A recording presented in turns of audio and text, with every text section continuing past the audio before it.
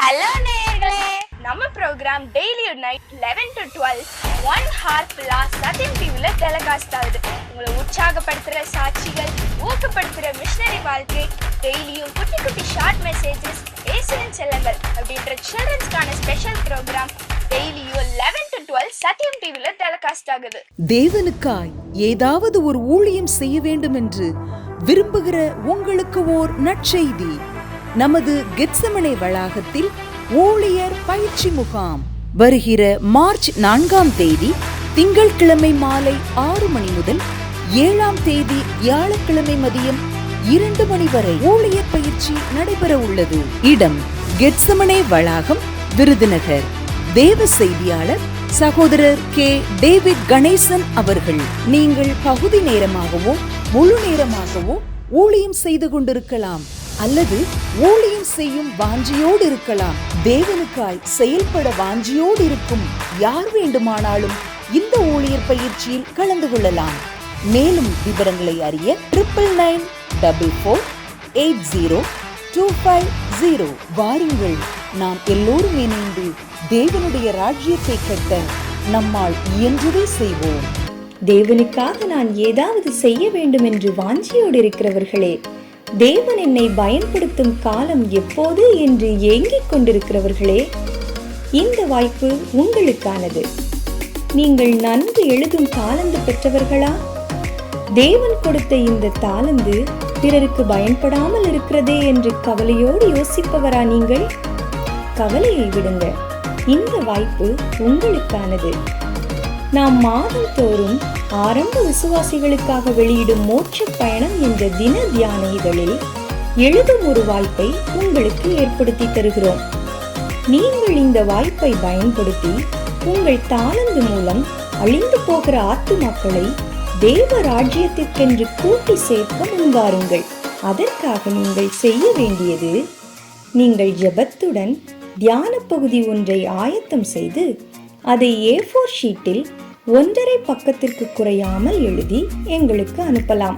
இந்த மோட்ச பயணம் இதழானது புதியதாய் ஆண்டவரை ஏற்றுக்கொள்ளுகிறவர்களுக்கானதால் ஒரு சிறு சம்பவத்தை எழுதி அதை வேத வசனத்தோடு ஒப்பிட்டு அதை விவரித்து கடைசியில் இந்த தியானம் மூலம் இன்றைக்கு நாம் கற்றுக்கொள்ளும் நடைமுறை ஆலோசனை என்ன என்பதையும் குறிப்பிட்டு எழுதி எங்களுக்கு அனுப்பலாம்.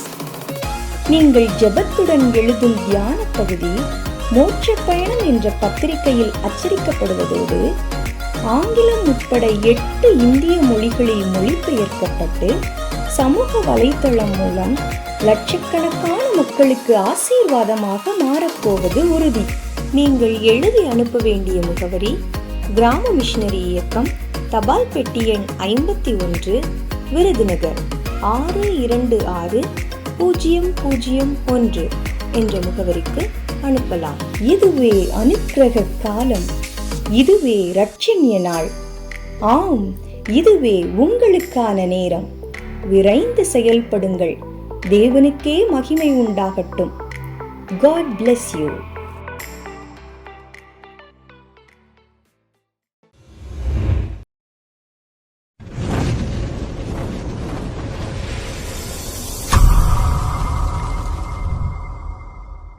கிராம மிஷனரி இயக்கம் வழங்கும் கிராமிய நேரம் என்ற இந்த நிகழ்ச்சிக்கு உங்களை அன்புடன் வரவேற்கிறோம்.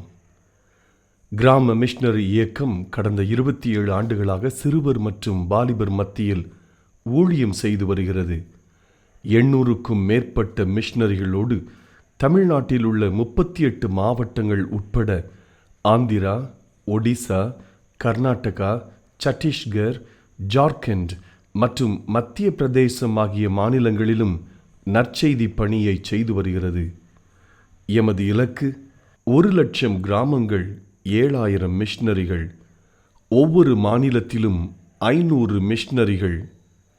எமது தரிசனம், என் ஆட்டுக்குட்டிகளை மேய்ப்பாயாக என்ற வசனத்தின்படி கிராமங்களில் உள்ள சிறுவர் மற்றும் வாலிபர்களை கிறிஸ்துவுக்குள் வழிநடத்தி அவர்கள் மூலம் கிராமங்களை சுவிசேஷ மயமாக்குதல்.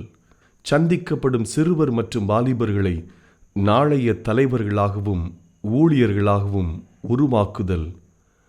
ஒவ்வொரு கிறிஸ்தவரையும் ஆத்தும ஆதாயம் செய்கிறவராக மாற்றுதல். இப்பொழுதும் எமது நிகழ்ச்சிகளை ஜெபத்துடன் பார்த்து பயனடையுங்கள். செயல்படும் கிறிஸ்தவர்களாக தேவனுக்கு உங்களை அர்ப்பணிப்பது உறுதி.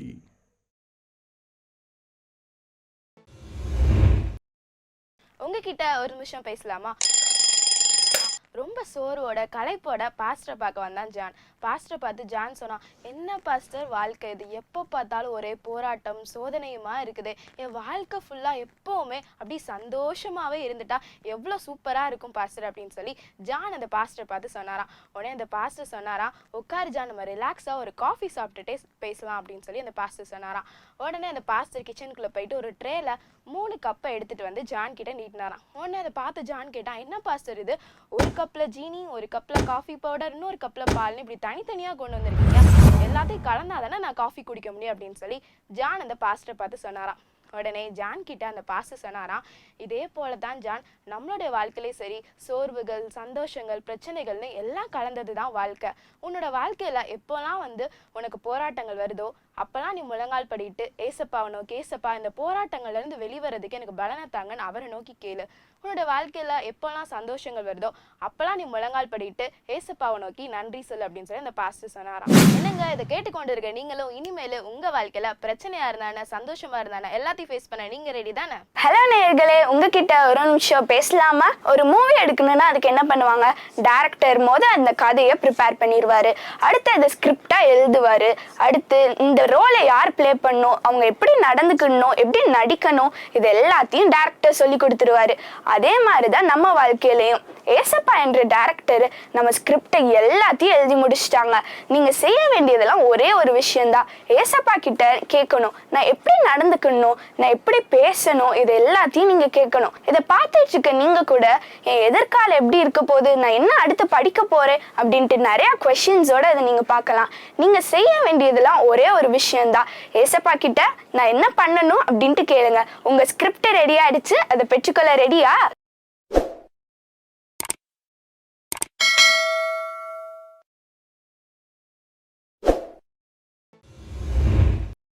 இயேசுவின் செல்லங்கள். Praise the Lord. My name is Pritisha. I study in UKG. கர்த்தர் நல்லவர், கிருபை என்றும் உள்ளது. கர்த்தர் என் வெளிச்சமும் அவர் ரட்சிப்புமானவர். Thank you. இயேசுவின் செல்லங்கள். தக்கவர் நீர் ஒருவர் தானே, உண்மையுள்ளவர் நீர் ஒருவர் தானே, பொய் சொல்லிட நீ மனிதன் அல்ல, மனம் மாறிட மனு புத்திரன் அல்ல, நீ செய்வது தடுப்பவன் யாரும் இல்லை. என் செடா தெய்வமே, சர்வ வல்லமையுள்ளவரே, யெகோவா தெய்வமே, என்னை பெருக செய்பவரே, என் செடா தெய்வமே, சர்வ வல்லமையுள்ளவரே, யெகோவா தெய்வமே, என்னை பெருக செய்பவரே. என் வாழ்க்கையின் பயணம் எல்லாம் முன் செல்லும் மகிமையின் மேகமே, தள்ளாடி நான் நடக்கும் போது என்னை தாங்கி கரம் நான் கண்டனே, எல்லாம் இயேசுவின் சித்தனா முடிந்ததே, ரெகபோ தொடங்கியதே, எல்லாம் இயேசுவின் சித்தனா முடிந்ததே, ரெகபோ தொடங்கியதே, எல்சடா தெய்வமே, சர்வ வல்லமையுள்ளவரே, யெகோவா தெய்வமே, என்னை பெருக செய்பவரே, நம்பத்தக்கவர் நீர் ஒருவர் தானே, உண்மையுள்ளவர் நீர் ஒருவர் தானே, நம்பத்தக்கவர் நீர் ஒருவர் தானே, உண்மையுள்ளவர் நீர் ஒருவர் தானே. இயேசுவின் செல்லங்கள். கொஞ்ச நேரம் என் ஊர் நாகர்குளம். எனக்கு பிடிச்ச வசனம், நீ ஆசீர்வாதமாய் இருப்பாய். ஆதியாகமம் 12:2. இயேசுவின் செல்லங்கள். மனுஷன் எதை விதைக்கிறானோ அதையே அறுப்பான். கலாத்தியர் 6:7. உலகமே உன்னை தள்ளிவிட்டாலும் என் ஆண்டவர் உனக்காக காத்திருப்பார். உன்னை உயர்த்தும்படி என் ஆண்டவர் காத்திருப்பார். உன் தலை எண்ணெயால் அபிஷேகம் பண்ணபடி காத்திருப்பார். உன் மீது இருக்கிற பெரிய ஒரு தேவ திட்டத்தோடு கூட அந்த தேவ திட்டத்தில் உன்னை பயன்படுத்தும்படி என் ஆண்டவர் உனக்காக காத்திருப்பார். எல்லாரையும் காட்டிலும் எனக்காக ஆண்டவர் காத்திருந்து என்னை ஆண்டவர் அபிஷேகம் செய்தாரே, என்னை தெரிந்து கொண்டாரே.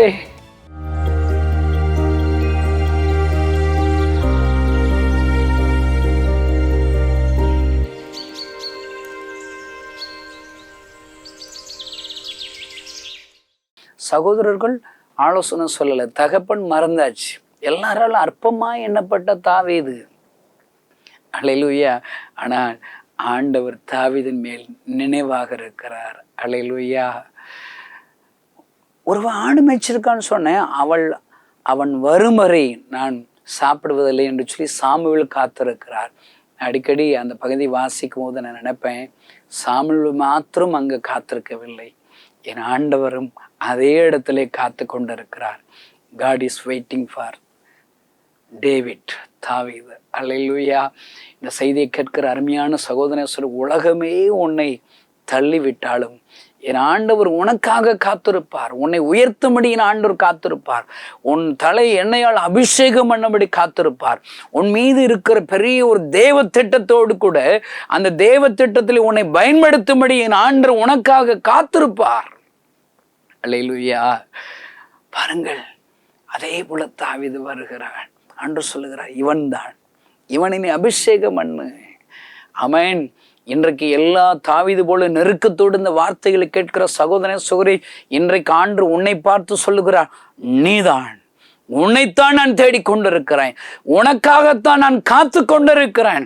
இனி எப்பொழுது என் சமூகத்தில் வருவாய், எப்பொழுது நான் உன்னை அபிஷேகம் பண்ணட்டும் என்று சொல்லி உனக்காக நான் காத்திருக்கிறேன் என்று கர்த்தர் சொல்லுகிறார். அல்லேலூயா.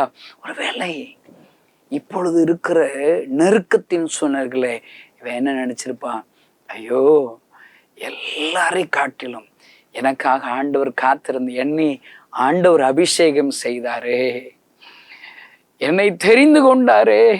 இதை அவன் நினைவு கூறி தனக்கு தானே கர்த்தருக்குள் தன்னை திடப்படுத்தி கொண்டிருப்பான்.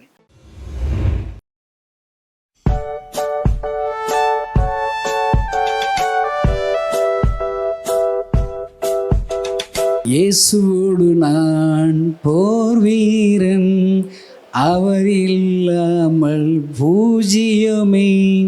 இயேசுவோடு நான் போர் வீரன், அவர் இல்லாமல் பூஜ்யமே. உன்னை குறித்து என்ன, நான் அவரின் பிள்ளை, கரங்கள் தட்டி ஸ்தோத்தரிப்போமே. உன்னை குறித்து என்ன, நான் அவரின் பிள்ளை, கரங்கள் தட்டி ஸ்தோத்தரிப்போமே. அவ்வளோதான் பாட்டு. அல்லேலூயா. எல்லாம் இப்போ சேர்ந்து படிக்க போகிறோம். ரைட்டாக படிக்கலாமா? 1 2 3 4. இயேசுவோடு நான் போர் வீரன், அவர் எல்லாம் பூஜ்யமே. இயேசுவோடு நாம் அவர் எல்லாம் பூஜ்யமே. உன்னை குறித்து என்ன, நான் அவரின் பிள்ளை, கரங்கள் தட்டி ஸ்தோத்தரிப்போமே. உன்னை குறித்து என்ன, நான் அவரின் பிள்ளை, கரங்கள் தட்டி ஸ்தோத்தரிப்போமே. அல்லேலூயா. இப்போ எல்லாம் ஆக்ஷன் செய்வார். வாங்கினேன். இயேசுவோடு நான் போர் வீரன், அவர் இல்லாமல் பூஜ்யமே. இயேசுவோடு நான் போர் வீரன், அவர் இல்லாமல் பூஜ்யமே. உன்னை குறித்து என்ன, நான் அவரின் பிள்ளை, கரங்கள் தட்டி ஸ்தோத்தரிப்போமே. உன்னை குறித்து என்ன, நான் அவரின் பிள்ளை, கரங்கள் தட்டி ஸ்தோத்தரிப்போமே. கீழ்ப்படியாம இருந்தா அந்த பிரச்சனைகள்லாம் வந்திருக்காது. மரியாதை கட்டிக்கிட்டு எகிப்துக்கு சொந்த தொழிலெல்லாம் விட்டுட்டு இன்னொரு நாட்டுக்கு ஓடி போய் கொஞ்ச காலங்கள் இருக்கிற இந்த பிரச்சனைகள்லாம் ஒருவேளை ஆண்டவருக்கு கீழ்ப்படியாமல் இருந்தால் வந்திருக்காது. நம்முடைய கண்களை மூடி ஆண்டவருடைய வார்த்தைக்காக ஜெபிப்போம். ஆண்டவரே, மனுஷன் அப்பத்தினால் மாத்திரமல்ல, தேவனுடைய வாயிலிருந்து புறப்படுகிற ஒவ்வொரு வார்த்தையினாலும் பிழைப்பான் என்று சொல்லி உம்முடைய வார்த்தைக்குள் ஜீவனையும் ஆண்டவரே பிழைப்பையும் வைத்திருக்கிறீங்க. அந்த ஜீவன் ஆண்டவரே உம்முடைய வார்த்தையிலிருந்து இந்த நாளில் வெளிப்படட்டும் என்று சொல்லி நாங்கள் ஜெபிக்கிறோம். இயேசுவின் நாமத்தில் ஜெபிக்கிறோம் நல்ல பிதாவே, ஆமேன். மத்தேயு எழுதின சுவிசேஷம் இயேசு கிறிஸ்துவினுடைய பிறப்பின் வரலாறை 1வது அதிகாரத்தில் அங்கே மரியாள் யோசேப்புக்கு நியமிக்கப்பட்டு அங்கே நடந்த சம்பவங்கள், தேவதூதன் வந்து காரியங்கள் எல்லாம் சொல்லி ஒழுங்குபடுத்துகிற காரியங்கள் எல்லாம் பார்க்குறோம். 23வது வசனத்தில் அந்த தேவதூதன் சொல்லி முடிக்கிற வார்த்தைகள் எல்லாம் முடிகிறது. முடிஞ்ச உடனேயும் 24, 25 வசனங்களை பார்த்தா, யோசேப்பு நித்திரை தெளிந்து எழுந்து கர்த்தருடைய தூதன் தனக்கு கட்டளையிட்டபடியே தன் மனைவியை சேர்த்து கொண்டு அவள் தன் முதற்பேரான குமாரனை பெருமளவும் அவளை அறியாதிருந்து அவருக்கு இயேசு என்று பெயரிட்டான். அல்லேலூயா. இங்கே தேவ மனிதனாகிய யோசேப்பினுடைய அவருடைய வாழ்க்கை, அவருடைய இருதயம் எப்படி இருந்தது அப்படின்னு சொல்லி ஆண்டவர் நமக்கு அழகான காரியங்களை எழுதி வைத்திருக்கிறார். புதிய ஏற்பாட்டின் முதல் பக்கம் தேவனுடைய ராஜ்யம் பூமியிலே வர வேண்டும், இயேசு கிறிஸ்துவினுடைய சுவிசேஷம் எங்கும் அறிவிக்கப்பட வேண்டும். அதனுடைய துவக்கத்தின் பக்கத்தில் நம்ம பார்க்கக்கூடிய மிக முக்கியமான ஒரு ஆவிக்குரிய பண்பு அப்படின்னு சொன்னால் யோசேப்புடைய கீழ்ப்படிதல். அல்லேலூயா. ஆண்டவர் சொல்கிறது அப்படியே கீழ்ப்படுகிறார். அதுதான் இயேசு கிறிஸ்து இந்த உலகத்திற்கு வருவதற்கு மிக முக்கியமான ஒரு காரணம். இன்றைக்கும் தேவனுடைய ராஜ்யம் உலகத்திற்கு வர வேண்டும் என்று சொன்னால், இயேசுவை அறியாதவர்கள் இயேசுவை அறிந்து கொள்ள வேண்டும் என்று சொன்னால், இந்த யோசேப்பை போல ஒரு கீழ்ப்படிதலுள்ள வாழ்க்கை எனக்கு வேண்டும் என்று சொல்லி இந்த வசனங்கள் மூலம் ஆண்டவர் பேசுகிறார். உங்களுக்கு தேவை என்று சொல்லி ஆண்டவர் இந்த நாளிலே பேசுகிறார். அல்லேலூயா. கீழ்ப்படிதல் என்கிற இந்த ஒரு காரியம் தேவன் மிகவும் விரும்பக்கூடிய ஒன்று. ஆண்டவர் ஒன்று சொல்லுகிறார், அது என்னால் முடியுமா முடியாதா அதெல்லாம் ரெண்டாவது தான். இல்லை, கிதியோனை பார்த்து சொல்கிறாரு, நீ போ, நீ மீதியானியர்களை முறியடிப்ப. கிதியோனுக்கு நிறைய கேள்விகள், அது எப்படி என்னால் முடியும், அதெல்லாம் இல்லை. ஆண்டவர் சொல்லிவிட்டால் கீழ்ப்படியலாம். 100க்கு 100 கட்டளையிட்ட ஆண்டவர் அதற்குரிய கிருபைகளை கொடுப்பார். ஆமேன். இங்கே யோசேப்பினுடைய கீழ்ப்படிதல் அது எப்படிப்பட்டது, அவருடைய வாழ்க்கையில் இந்த கீழ்ப்படிதல் என்பது எப்படியெல்லாம் இருந்தது என்று சொல்லி பைபிளில் உள்ள சில விஷயங்களை யோசேப்பு வாழ்க்கையிலிருந்து உங்களுக்கு முன்பாக வைக்க விரும்புகிறேன். இந்த யோசேப்பு முதல்ல எப்படி நம்ம பார்க்கலான்னு சொன்னால், கீழ்ப்படிதல் அப்படின்னு சொல்லும்போது தேவனுக்கு கீழ்ப்படிவது மட்டும் கிடையாது. பைபிளில் கீழ்ப்படிதல் அப்படிங்கிறது பல இடங்களிலே இந்த கீழ்ப்படிதல் வைக்கப்பட்டிருக்கிறது. நான் கர்த்தருக்கு ஆண்டவர் சொன்னால் மட்டும்தான் கேட்பேன் அப்படின்னு ஒரு சிலர் சொல்கிறத ஒருவேளை கேட்டிருக்கலாம். நீங்கள், நான் என்ன செய்வேன், ஆண்டவர் சொன்னால் கேட்பேன், ரொம்ப ஸ்பிரிச்சுவல் மாதிரி தெரியும், அப்படிலாம் இல்லை. பைபிளில் என்ன சொல்லலை, நீ கர்த்தருடைய சத்தத்துக்கு மட்டும்தான் கீழ்ப்படியணும், வேறு யாருக்குமே கீழ்ப்படியக்கூடாது, அப்படிலாம் பைபிளில் இல்லை. கர்த்தருக்கு பிரதானமாக கீழ்ப்படியணும். ஆனால் கீழ்ப்படிய வேண்டிய கேட்டகரின்னு சொல்லி ஆண்டவர் நிறைய வச்சிருக்கிறார். அதில் ஒருவேளை யோசேப்புடைய வாழ்க்கை நமக்கு சொல்லக்கூடிய முதல் கீழ்ப்படிதல் என்ன தெரியுமா? அதே மத்தேயு 1வது அதிகாரம் 18வது வசனத்தில் மறுபடியும் கவனிச்சோன்னு சொன்னால், அவருடைய தாயாகிய மரியாள் யோசேப்புக்கு நியமிக்கப்பட்டிருக்கையில் அப்படின்னு சொல்லி அங்கே ஒரு வார்த்தை எழுதியிருக்கு இல்லை? சரி, இதிலிருந்து என்ன கீழ்ப்படிதல் இருக்கலாம்னு சொல்லி நீங்கள் டக்குன்னு சொல்லுங்கள் பார்ப்போம். யோசேப்பை பற்றி இங்கே ஒரு கீழ்ப்படிதல் எழுதியிருக்கு. என்ன கீழ்ப்படிதலாக இருக்கும்? ஒருவேளை கிரேக்க மொழி தெரிஞ்சால் நீங்கள் பதில் சொல்லிடுவீங்கன்னு நினைக்கிறேன். இல்லை, உங்களுக்கு கிரீக் மொழி தெரியலன்னு நினைக்கிறேன். சரி, அப்பா அம்மா கீழ்ப்படுகிறாருன்னு இதில் ஒரு ஹிண்ட் இருக்குது இல்லை? இங்கே என்ன எழுதலை, யோசேப்பு தனக்கு நியமித்து கொண்ட மரியாள்னு சொல்லலை இல்லை? யோசேப்பு என்ன செய்யலை, மரியாள் பார்க்க எனக்கு பிடிச்சிருக்கு நான் நியமிச்சுக்கிறேன்னு சொல்லி நியமிச்சிக்கல. எழுதப்பட்டிருக்கிறது மரியாள் யோசேப்புக்கு நியமிக்கப்பட்டிருக்கையில். ரொம்ப சிம்பிள், ஒன்றும் இல்லை. அங்கே யோசேப்பு எப்படிப்பட்ட மனிதராக இந்த வசனம் நமக்கு கொடுக்குற சாட்சி என்ன தெரியுமா? அவளுக்கு இருந்த அந்த கலாச்சார முறைமைகள், வசனம், பெற்றோருக்கு கீழ்ப்படிதல் என்கிற ஒரு இதில் இருக்கிற நிச்சயம் நான் என்ன செய்கிறேன், நான் பார்க்குறேன். ஒருவேளை ஒரு தேவனுக்கு பயந்த மனிதன் யோசேப்புன்னு பார்க்கும்போது வேத வசனங்கள் தெரிஞ்சிருக்கும். குறிப்பாக 10 கட்டளைகள்லாம் என்ன செஞ்சுருக்கோம், கட்டாயமாக தெரிஞ்சிருக்கும் இல்லை? அப்போ யோசேப்பினுடைய வாழ்க்கையின் கீழ்ப்படிதல், திடீரென்று ஒரு நாள் கர்த்தருடைய தூதன் வந்து பேசுகிறார், கர்த்தருடைய தூதன் சொல்லிட்டார் கேட்டுருவோம் அப்படின்லாம் சொல்லி அவர் கேட்டுறல. பைபிளில் பார்த்தீங்கன்னு சொன்னால் ஆண்டவர் நேர பேசிட்டாப்புலலாம் கீழ்ப்படிஞ்சிட மாட்டாங்க. தேவனுடைய மனிதர்களே அப்படி தான் இல்லை? நம்ம நினைக்கலாம் ஆண்டவர் வந்து என்கிட்ட நேர பேசிட்டா நான் டக்குன்னு கேட்டுருவேன் அப்படின்னு. சில விஷயத்தில் நீங்கள் யோசிச்சிங்கன்னா அப்படிலாம் இல்லை. ஆண்டவர் வைத்திருக்கிற கேட்டகரிஸ், ஒவ்வொரு இடத்துலையும் எங்கெங்கே எப்படி கீழ்ப்படிந்து நடக்கணுங்கிற எல்லா இடத்துலையும் நம்முடைய கீழ்ப்படிதல் இருக்கும்போது தான் ஆண்டவர் பேசும்போது கீழ்ப்படிய முடியும். இல்லாட்டி ஆண்டவரே ஏதாவது சொல்லிட்டு இருப்போம், அதை எப்படி ஆண்டவரே நீங்கள் வேறு யாராவது பார்த்துக்கோங்க, நான் குழந்தையாக இருக்கிறேன், என்னை எப்படி நான் தீர்க்கதரிசி ஆக முடியும் அப்படின்னு சொன்ன எரேமியாவை போல் ஆண்டவர் சொன்னாப்புல உடனேலாம் நம்ம என்ன செஞ்சிட மாட்டோம், கீழ்ப்படிஞ்சிட மாட்டோம். ஓகே, யோசேப்பு கர்த்தருடைய வார்த்தையின்படியே செய்ததற்கான ஒருவேளை ரகசியம் அவருடைய இருதயத்தில் இருக்கிற தேவனுக்கு பயப்படுகிற பயம், ஒருவேளை பெற்றோருக்கு கீழ்ப்படுகிற ஒரு கீழ்ப்படிதல் கூட அதற்கு ஆரம்பமாக இருந்திருக்கும் அப்படின்னு சொல்லி 18வது வசனத்திலிருந்து நான் பார்க்கிறேன். இந்த 10 கட்டளைகளை குறித்து எபேசியர் 6வது அதிகாரத்தில் இங்கே பவுல் மறுபடியும் எழுதுறதை நம்ம பார்க்கிறோம். எபேசியர் 6வது அதிகாரத்தில் முதல் 3 வசனத்தில் பெற்றோருக்கு பிள்ளைகள் கீழ்ப்படிவதை குறித்து அங்கே எழுதுகிறார். அதில் சொல்லும்போது 2வது வசனத்தில் உனக்கு நன்மை உண்டாயிருக்கும்படி பூமியிலே வாழ்நாள் நீடித்திருப்பதற்கும் உன் தகப்பனையும் உன் தாயும் கனம் பண்ணுவாயாக என்பதே வாக்குத்தத்தமுள்ள முதலாம் கற்பனையாக இருக்கிறது. இன்றைக்கி கிறிஸ்டியன்ஸ்க்கு ரொம்ப பிடிச்சது வாக்குத்தத்தம். ஆண்டவர் எனக்கு என்ன வாக்குத்தத்தம் கொடுத்தாரு? ஓகே, சில நேரங்கள் சில ப்ராமிஸ் ஆண்டவர் கொடுக்குறாருன்னு நினைக்கிறேன். எனக்குலாம் இது வரைக்கும் வாக்குத்தத்தமே ஆண்டவர் கொடுக்கல, ஏன்னு தெரியல. எனக்கு பைபிள் ஃபுல்லாக வச்சுக்கோன்னு சொல்லிட்டார். அதனால் எனக்கு பைபிள் பூரா எனக்கு தான். எனக்குன்னு இது உனக்கு இந்த ஒரு ஏசாயா வசனம் தரேன், இந்த மாதிரிலாம் ஆண்டவர் என்கிட்ட பேச மாட்டேங்கிறார். ஓகே, ஒரு சிலர்கிட்ட பேசுவாராக இருக்கும். ஆனால் இங்கே எல்லாருக்கும் பொதுவாய் கொடுக்கப்பட்ட ஒரு வாக்குத்தத்தத்தை பார்க்குறோம். அப்பா அம்மாவை கனம் பண்ணிட்டா வாழ்க்கை நல்லா இருக்குங்கிறது 100% ஆண்டவர் கொடுத்த ஒரு கேரண்டியான ஒரு ப்ராமிஸ். அல்லேலூயா. இது நடக்குமா? இந்த வாக்குத்தத்தை எனக்கு சொந்தமாகுமா? இதுக்கு ஃபாஸ்டிங் இருந்து ஜெபித்து சொந்தமாக்கணுமாலாம் கிடையாது. அப்பா அம்மாவை கனம் பண்ணிட்டா, அவங்களுக்கு பிரியமானதை செஞ்சிட்டா, இந்த வார்த்தையின்படி ஆண்டவர் நமக்கு கொடுக்குற ஒரு ஈஸியான மெத்தட். பைபிளில் ஆசீர்வாதங்களை சுதந்திரித்து கொள்ள வழிகள் நிறையா சொல்லியிருக்கு. நான் நினைக்கிறேன் இது ரொம்ப ஒரு ஈஸியான வழி. இப்போ நம்ம இங்கே இருக்கிறவங்க பல வயசில் இருக்கிறோம், வாலிபர்களாக இருக்கிறோம், அப்பா அம்மாவான இப்போ தான் அப்பா அம்மாவான சிலர் இருக்கிறீங்க, தாத்தா பாட்டியானவங்களும் இந்த செய்தியை கேட்குறவங்க இருக்கலாம். எல்லாருக்குமே இது ஒன்று ஞாபகப்படுத்துது. அப்பா அம்மாவை என்ன செய்யணும்? கனப்படுத்த வேண்டும். கனம்னா என்னது? ஒருவேளை இருதயத்திலேருந்து அவங்கள மதிக்கிற மரியாதையாக இருக்கலாம், அவங்கள அற்பமாக நினைக்காத ஒன்றாக இருக்கலாம், ஒருவேளை வயதான காலத்தில் அவங்களுக்கு செய்ய வேண்டிய உதவிகள், அந்த கவனிக்கிறது, பல விஷயங்கள் அடங்கி இருக்கிறது. நமக்கு ஆண்டவர் சொல்கிற ஒரே காரியம், ஈஸியாக வாழ்க்கையில் ஆசீர்வாதமாக இருப்பதற்கு பெற்றோருக்கு கீழ்ப்படுகிற ஒரு இருதயம் இருந்தால் அது நமக்கு வாழ்க்கைக்கு ஆசீர்வாதமாக இருக்கும். யோசேப்பு அங்கே பெற்றோர் தனக்கு நியமித்த அந்த ஒரு வாழ்க்கை துணையை ஏற்றுக்கொள்கிற ஒரு கீழ்ப்படுகிற ஒரு யோசேப்பை அங்கே நம்ம என்ன செய்கிறோம்? பார்க்குறோம்.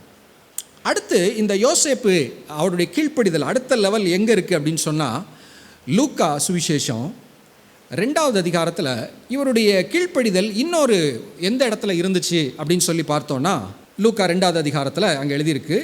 முதல் வசனத்திலிருந்து பார்த்தா, அந்நாட்களில் உலகமெங்கும் குடிமதிப்பு எழுதப்பட வேண்டும் என்று அகஸ்துராயனால் கட்டளை பிறந்தது. சீரியா நாட்டிலே சிரேனியோ என்பவன் தேசாதிபதியாக போது இந்த முதலாம் குடிமதிப்பு உண்டாயிற்று. அன்றைக்கி ஆட்சியில் இருந்த ரோம பேரரசர் அங்கே என்ன செய்கிறாரு? ஒரு கட்டளை கொடுக்குறார். சென்சஸ் எடுக்கணும் அப்படின்னு சொல்லி ஒரு கட்டளை இடுகிறார். அதில் 2வது வசனம்லாம் முக்கியமான வசனம். முக்கியம்னா, சீரியா நாட்டிலே சிரேனியு என்பவன் தேசாதிபதியாக இருந்தபோது இந்த சென்சஸ் எடுக்கப்பட்டது. அதாவது பைபிள் என்ன இல்லை அப்படின்னா, முந்தி ஒரு காலத்தில் ஒரு ராஜா இருந்தார், ஒரு ஊரில் ஒரு யார் இருந்தால் ஒரு பாட்டி என்ன செய்வாங்க? ஒரு வடை, என்ன வடைன்னு நமக்கு தெரியாது, உளுந்த வடையா ஆம வடையான்னு தெரியாது, அதெல்லாம் கதைகள். ஆனால் நம்ம கையில் இருக்கிற இந்த வேத புத்தகம் 100க்கு 100 வரலாற்றிலே நடந்த சம்பவங்கள். எங்கிட்ட ஆராய்ச்சி பண்ணாலும் அது ஆமாம் நடந்துச்சு அப்படின்னு சொல்லி இருக்கும். ஹிஸ்டாரிக்கல் ரெஃபரன்ஸ் இங்கே லூக்கா எழுதுகிறார். எழுதிட்டு அந்த 3வது வசனத்தில், அந்தபடி குடிமதிப்பு எழுதப்படும்படிக்கு எல்லாரும் தங்கள் தங்கள் ஊர்களுக்கு போனார்கள். குடிமதிப்பு எப்படி? நம்ம இருக்கிற இடத்துலேருந்து எடுக்க முடியாது. எனக்கு ஒருவேளை டெல்லி தான் எனக்கு சொந்த ஊர்னா டெல்லிக்கு போயிடணும் கொஞ்ச நாள். டெல்லியில் இருக்கிறவங்க விருதுநருக்கு வரணும்னா வந்துடணும். அப்படி ஏதோ ஒரு சிஸ்டம் இருந்திருக்கு. அரசாங்கம் அப்படி ஒரு கட்டளை இடுகிறது. 4வது வசனத்தில் பார்க்குறோம், அப்பொழுது யோசேப்பும் தான் தாவீதின் வம்சத்தானும் குடும்பத்தானுமாய் இருந்தபடியால் தனக்கு மனைவியாக நியமிக்கப்பட்டிருந்த கர்ப்பவதியான மரியாளுடனே குடிமதிப்பு எழுதும்படி கலிலேயா நாட்டிலுள்ள நாசரேத்திலிருந்து யுதேயா நாட்டிலுள்ள பெத்லேகம் என்னும் தாவீதின் ஊருக்கு போனான். இங்கே யோசேப்பினுடைய வாழ்க்கையில் நான் சொல்லக்கூடிய அடுத்த கீழ்ப்படிதல் என்ன அப்படின்னா, அரசாங்கத்திற்கு கீழ்ப்படியக்கூடிய ஒரு இருதயம். என்னால் எப்படி போக முடியும்? ஒய்ஃப் மாசமாக இருக்கா, என் ஊர் இந்த ஊரில் எவ்வளோ தூரம் தெரில, மேப்பில் பார்த்தா தெரியும், இவ்வளோ தூரம்லாம் நான் போக முடியாது, அந்த மாதிரிலாம் யோசிக்கலை. எப்படி கர்த்தருடைய தூதன் சொன்னவுடன் கிளம்பி மரியாதை ஏற்றுக்கொண்டதாக அங்கே நம்ம முதல்ல வாசித்தோமோ, அதே போல் இங்கே அரசாங்கம் ஒரு கட்டளை கொடுக்கிறது.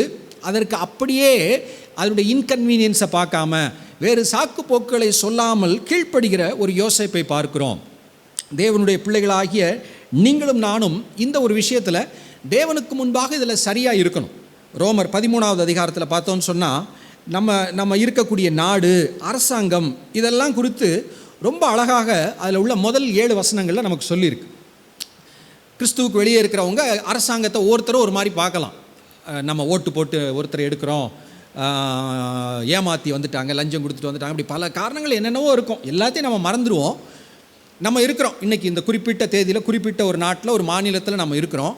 நமக்கு மேல் இருக்கிற அதிகாரிகள், விஏஓவாக இருக்கட்டும், தாசில்தாராக இருக்கட்டும், MLA, MP, chief minister, prime minister, president, governor, collector, யாராக இருக்கட்டும், எல்லாரையும் குறித்து ரோமர் 13வது அதிகாரம் சொல்லக்கூடிய விஷயங்கள் என்ன? 1லேருந்து கவனிங்க.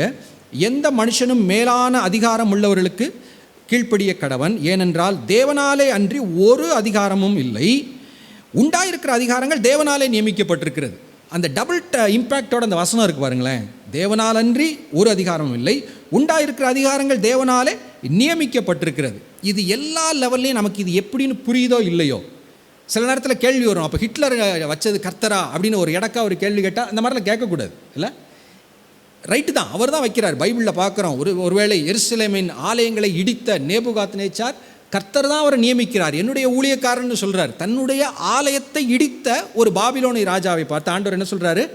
என்னுடைய ஊழியக்காரன் சொல்கிறாரு. அது எப்படி என்னங்களா நமக்கு ஆராய்ச்சி தேவையில்லை. மிக தெளிவாக ஆவியானவர் இங்கே 13வது அதிகாரம் 1வது வசனத்தில் சொல்லியிருக்கிறாரு. எல்லா அதிகாரங்களும் தேவனால் வைக்கப்பட்டிருக்கிறது. ரைட்டா? அப்படி சொல்லிட்டு ஆதலால் அப்படின்னு 2வது வசனத்தில் இருக்குது. அதிகாரத்துக்கு எதிர்த்து நிற்கிறவன் தேவனுடைய நியமத்திற்கு எதிர்த்து நிற்கிறான். அரசாங்கத்தில் ஒரு சட்டம் இருக்குது, அதுக்கு நான் கீழ்ப்படிய மாட்டேன் அப்படின்னு சொல்கிறேன் அப்படின்னா நான் தேவனுக்கு எதிர்த்து நிற்கிறேன்னு சொல்லி எழுதியிருக்கு. கிறிஸ்தவ வாழ்க்கை எப்படின்னா என்ன செஞ்சாலும் கர்த்தருக்குன்னு தான் நம்ம செய்கிறோம். சாப்பிட்றோம், தண்ணி குடிக்கிறோம், கர்த்தருக்குன்னு செய்யணுன்னு இருக்குது. மனுஷருக்கு பார்வைக்கென்று செய்யாமல் ஒரு சாதாரண வேலை பார்க்குறோமா, அதை கர்த்தருக்குன்னு செய்யுங்கன்னு எழுதியிருக்கு. இங்கே அரசாங்கத்துக்கு கீழ்ப்படுகிறது எப்படின்னு சொல்லி இங்கே எழுதியிருக்கு, தேவனுக்கு கீழ்ப்படிவதற்கு சமப்படுத்தியிருக்கு. இப்போ ஒருவேளை ஒரு ரோடு ரூல் இருக்குது, ஹெல்மெட் போயிட்டு போகணும் அப்படின்னு சொல்லி இருக்குது. 2 வகையாக கீழ்ப்படியலாம். அங்கே ஒரு போலீஸ் நிற்கிறார், பார்த்தா ஃபைன் போட்டுருவாருன்னு சொல்லி என்ன செய்யலாம்? அவரை பார்த்த உடனே ஹெல்மெட் எடுத்து மாட்டிட்டு போகலாம். இல்லை கவர்மெண்ட் இப்படி ஒரு ரூல் சொல்லியிருக்கு, நான் விழுந்தா என் மண்டை கிட்ட உடஞ்சிடாமல் இருக்க கவர்மெண்ட் ஒரு நல்ல ஒரு ரூல் வச்சுருக்கு அப்படின்னு சொல்லி தேவனுக்கு முன்பாக நான் ஹெல்மெட் போட்டு போகலாம். அங்கே இருக்கிற போலீஸ் கான்ஸ்டபிள் பார்க்குறாருன்னு ஹெல்மெட் போட போகிறேனா, என்னை ஆண்டவர் பார்க்குறாருன்னு ஹெல்மெட் போடுறேனா அப்படிங்கிறத நம்மளுடைய கிறிஸ்தவ வாழ்க்கையில் நம்ம எங்கே இருக்கோம் நம்ம காண்பிக்குது. நம்ம அதிகாரங்களை குறித்து என்ன நினைக்கிறோம், வசனத்தை குறித்து என்ன நம்புகிறோம் அப்படிங்கிறதெல்லாம் என்ன செய்யுது, இதெல்லாம் நமக்கு சொல்லுது. ரைட்டா? இதில் முக்கியமானது என்னன்னு பார்த்தா 6வது வசனத்தில் இருக்குது, இதற்காகவே நீங்கள் வரியையும் கொடுக்கிறீர்கள் அப்படின்னு சொல்லி டாக்ஸேஷன் சிஸ்டத்தை குறித்துலாம் அங்கே சொல்லியிருக்கு இல்லை. வரிகள் கட்டுறது. இப்போ நம்ம கடைக்கு போனோன்னா பில் இல்லாமல் ஒரு பொருள் வாங்கலாம், பில் போட்டு வாங்கலாம். அவங்க சொல்லுவாங்க பில் இல்லாமல் வாங்கினீங்கன்னா அந்த ஒரு இவ்வளோ ரூபா மிச்சமாகும் அப்படின்னு அவங்க நமக்கு ஒரு ஐடியா சொல்லுவாங்க. வசனத்தை அறிந்து தேவனுக்கு பயந்திருக்கிற ஒரு மனிதன் எப்படி முடிவெடுக்கணும்? இல்லை நான் அரசாங்கத்துக்கு கட்ட வேண்டிய டேக்ஸ் கட்டணும், அதுக்கு சேர்த்து நான் சம்பாதிக்கணும், முடியாட்டி அந்த பொருளே வாங்கக்கூடாது. இதெல்லாம் நம்ம ட்ரை பண்ணணும். இதெல்லாம் நியாயப்பிரமாணங்கள் கிடையாது. இதெல்லாம் செஞ்சால் தான் பரலோகத்துக்கு போவோமா போக மாட்டாமாங்கிற கேள்வி கிடையாது. இதெல்லாம் வசனத்தில் ஆண்டவர் நமக்கு முன் வைத்திருக்கிறார். இதெல்லாம் நீதியின் கிரியைகள், கர்த்தருக்கு பிரியமானவைகள் அப்படிங்கிறத இதெல்லாம் ஆண்டவர் நமக்கு என்ன செய்கிறார், இதில் நமக்கு நினைவுபடுத்தி கொண்டிருக்கிறார். அரசாங்கத்திற்கு கீழ்ப்படுகிற ஒரு யோசேப்பை இங்கே என்ன செய்கிறோம், நம்ம பார்க்குறோம்.